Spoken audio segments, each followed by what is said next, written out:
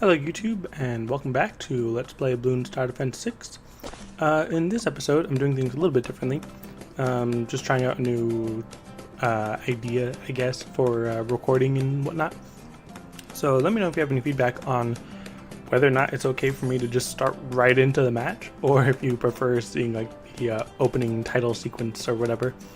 But anyways, today I'm doing the daily challenge, which was hard standard on this map, whose name I already forgot, and with only the 4 towers that you see on the right, Quincy the hero, Glue Gunner, and Buccaneer, and Ninja, totally forgot the name for a second, and it's an interesting challenge, one that I will preface, I guess, or I don't know what word I should use to describe this, but I didn't realize that the glue gunners can affect Moabs normally. Like, I saw that there was an upgrade that affected Moabs specifically, so I figured it's the same as Bloons Tower Defense 5, where the glue gunners don't affect the Moabs. But apparently, yes, the glue gunners can shoot the Moabs, which means if you put like Bloon Liquefier glue gunner like next to a Moab, it'll liquefy the Moab. Obviously it's not like completely overpowered or whatever, but after I figured it out near the end of this match, I went on to sandbox mode and I tried it out and I was like, man, I really wish I knew that was a thing before, because here one of my strategies is to use a glue gunner with the Moab glue or whatever, just to slow down the Moab, because I know that without that upgrade it doesn't slow down the Moab, it just does damage. But yeah, so I had to use the glue gunner to slow him down or whatever. But anyways, my strategy here at the beginning is to get a Buccaneer up to the merchantman person in order to give me more income. Mostly just because that sounds like a nice thing to do. Like, I would like to have more money.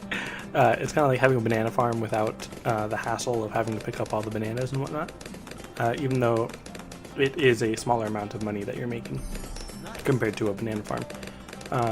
And I'm not sure if anyone's done like the research on how efficient it is, but I mean, if it gives you like 300 per round, that's like 8 rounds or so, like maybe 9 to account just for that upgrade.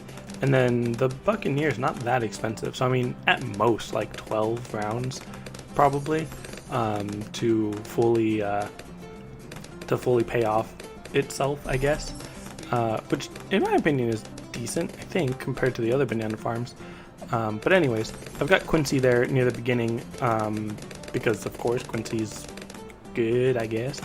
And one of his upgrades allows him to shoot explosive darts or explosive arrows every 3rd shot, which is of course useful for the lead bloons and just clumps of bloons in general. However, I don't have that ability yet, as you can see, so I'm using my Buccaneer with the hot shot upgrade to get rid of the lead, as well as the camo lead, which I will eventually face. However, by the time I reach the camo lead, Quincy will have the explosive upgrade, so he should be fine. And then of course a Bloonjitsu Master, because Bloonjitsu Masters are awesome, and I should have just spammed Bloonjitsu Masters. That would have been a great idea. I feel like it would have been a great idea. I think my strategy that I go for in this match, or this round or whatever, I like it. I think it was a good strategy. I'm not 100% sure where it went wrong, spoiler alert, but I don't know.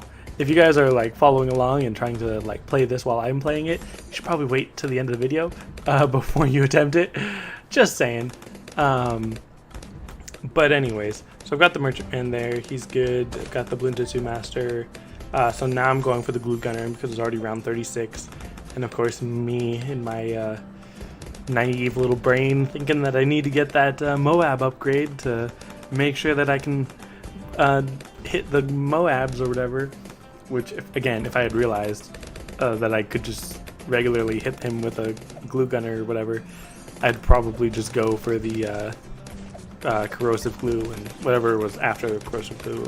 Can't remember what it's called. It's like bloom dissolver, then bloom liquefier, and then the 5th tier, I think. But I probably would have gone for the bloom dissolver, and at least being able to pierce 2, like the bigger globs. Probably the splatter shot eventually, just to make sure I'm actually hitting the Moabs. But of course, I wanted to slow it down so that Quincy and the Bloom Jitsu Master would have more time to pop it. And of course, on round 40, it's only 1 Moab, so I didn't really have to worry that much. Since by placing the Bloom Jitsu Master and Quincy near the beginning of the map, it allows me to hit all the blooms twice, for the most part.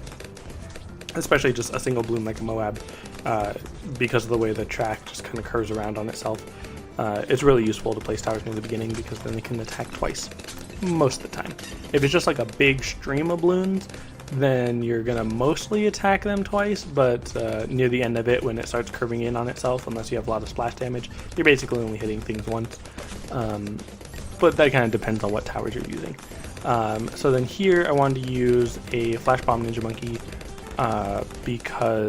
and also I think I gave it camo countermeasures, but I can't remember. Or the anti-camo, whatever it's called. I forgot to pay attention to what it was called while I was recording this. I also wanted a lot of merchantmen, because this is actually my 2nd attempt at this map, and I tried once with like 5 or 6 merchantmen to give me a bunch of money, but of course by doing that I didn't spend as much money as I should have on my defenses, and I ended up losing, which if I had known exactly when I was going to lose, I would have like sold all the merchantmen and then built up my defenses, but of course, it wasn't exactly one of those scenarios. But anyway, so now I have 2. I'm generating 600 cash per round, plus the like 100 for each round that you normally get. And then because I know that round 50 is coming back up, I'm saving up to get a sticky bomb on that Ninja Monkey, so that he can do extra damage to Moabs. Again, probably would have used my glue gunner as my specifically anti-Moab machine, or whatever, or monkey, I guess that makes more sense. And I wanted the flash bombs to slow down the regular balloons and do splash damage. I guess you could call it flash damage. So that the Bloom Jitsu Master had more time to pop all the balloons. And then one thing that I think I learned, I didn't test it very much. Well, I didn't test it at all, I guess. But I figured out, I guess, that the Shinobi tactics don't only upgrade the speed of other Shinobi, like other people or other monkeys that use Shinobi tactics. It just upgrades all ninja monkeys, which is a little bit more useful than what I originally thought it would be or thought it was, because that means you can essentially increase the attack speed of a Bloom Jitsu Master or even a Grandmaster. I think. I haven't tested that at all, but. So I wanted a flash bomb with the camo countermeasure to make sure that so that the balloons, so that the glue gunner and I was about to say Quincy, but Quincy can see camo balloons. I wanted to make sure that the glue gunners could pop the camo balloons, by of course de-camouflaging them. And here I'm using that other glue gunner as just a means to not only slow the balloons down even more, but also to try to actually pop them. I believe I go for the glue hose, so that I can make sure I glue all the balloons, slow them down, and pop them more. And while I know that's not a good idea for the regrow balloons, because the glue kind of pops the regrow at about the same speed that it regrows it, I figured if I've got a bunch of other monkeys nearby, and they're also popping it, plus the merchantmen have hot shots, which ignites the balloons, which does extra damage over time, I figured that would be a good idea, because then that's like a lot of damage over time, and I wouldn't have to worry so much about the regrow balloons.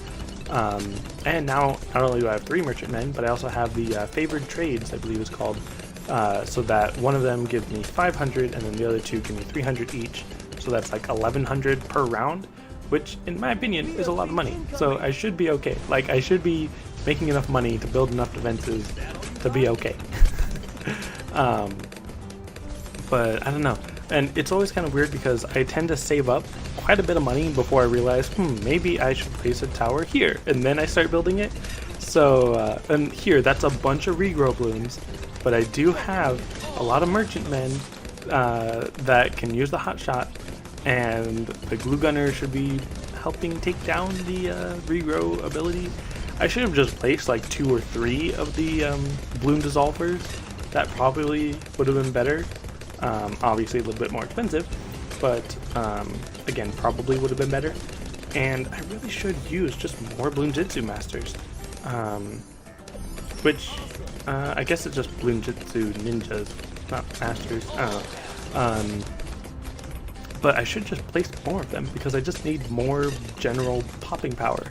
And also one of the reasons why I wanted to put the Flash Bomb Monkey specifically near the beginning, not only for the Moabs, but just to deal with the lead in general. Because while of course I can just wait for the lead to get down towards the merchantmen or the other blue gunner to be popped or whatever, it is good to deal with it earlier so that the Bloon Jitsu Shuriken aren't getting stopped by the lead when they're being thrown into the crowd, basically, those giant clumps of balloons. And the Moab, the fortified layer of a Moab, it does take a little while for me to break with this defense. But once it pops into its like 4 ceramics, then it's nothing to worry about really. At least if it's on the right side of the map. And there I've got those 2 Shinobi Tactic monkeys next to the Bloon Jitsu Master, which, again, I don't know how I would be able to test that exactly, other than Sandbox, of course, to make sure that that Bloon Jitsu Master is attacking faster. Like, unless you're watching the video really closely at like slower speeds to watch each Bloon Jitsu Master as they're attacking and see like which one's attacking faster, I don't know. If either of them are attacking faster. I could potentially just be upgrading the speed of the Shinobi Monkey, which I think would be kind of funny. But I also thought it was funny that right there, Quincy leveled up, and then of course I got the money for every round, which isn't that exciting, I guess. But then I also leveled up my account, I guess, all in the same round, which I thought was kind of funny. But anyways, then I've got that glue on those Moabs, which I really should have known earlier, because there you can see that little bit of yellow glue on the Moab. And I saw that and I was thinking, like, what does that mean? Like, it can't possibly be actually affecting the Moab, could it? But lo and behold, it did, or it is, or however you would phrase that. And at first I was thinking I would just need one Sticky Bomb Ninja near the beginning, because I kind of thought that I keep imagining that the Sticky Bomb gets thrown out as often as the Shuriken, but I guess not. So I need like 2 or 3 of them to really get all the Moabs. Unless there's some other mechanic going on, like you can't Sticky Bomb too many Moabs that are too close to each other or something. I don't know. And I saw someone on the forum saying that they didn't like the Caltrops because they thought they were weak. But on this map in particular, I feel like they're really useful because when the Moab is coming down the lane, I'm pretty sure it's hitting the Caltrops on the other lane that the other balloons aren't hitting. So it kind of works like extra road spikes, specifically for the Moab, assuming that, of course, the other balloons aren't hitting it, like they're not coming around on the other side. So I think that's really useful. Of course, I'm only realizing that as I'm watching the recording. Like, I should have planned on that a little bit better and put more Ninja Monkey. That would have been great. Instead of 2 favored trades and a merchantman. I really should have defended myself more. Because that's 1,300 per round, I believe. Because it's 2 of them making 400 or making 500 and 1 of them making 300. And no, I'm not going for a 4th favored trade or a 4th merchantman. I'm actually going for the destroyer, since I need more popping power. And I almost wish that I was able to use a monkey sub on this one, because I really like the armor piercing rounds and the advanced intel. That's really useful. Again, I would have to do some testing, but I don't think the destroyer is quite as good as an advanced intel armor piercing round sub. I'm sure it's very good, especially for regular balloons, but, you know.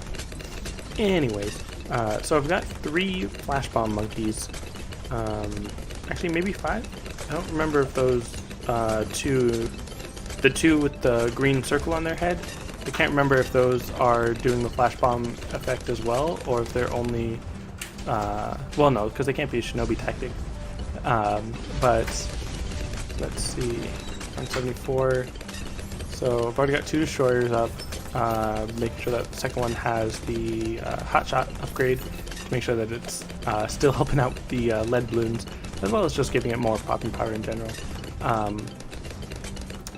Let's see, I don't really use Quincy's upgrade or his activated abilities as often as I would like Oben or something, just because whenever an activated ability increases the attack speed of something, or is like a limited time attack, I guess, I always feel like I need to save that for the biggest wave that I'm going to encounter rather than just using it all the time or whatever. So it's kind of difficult for me to know when I should be using that. And right there, it almost freaked me out because I saw the balloons head back to the beginning of the track, which of course is part of the distraction ability, which for a minute I was like, whoa no, they're escaping or whatever. Which, I mean, I got to around 76 without leaking any lives, or at least not that many, considering I've still got that 25 monkey knowledge shield or whatever. And of course just a bunch of regrow balloons that I am taking care of. I'm getting rid of them. Like, regrow balloons themselves are not an issue. But, oh man, round 77. Got 3 destroyers. At this point, I should have sold my merchantmen and my favorite trades or whatever, because I'm so close to the end that the extra 3,000 probably wouldn't have made a difference compared to like the 12,000 that you get from selling them, I guess.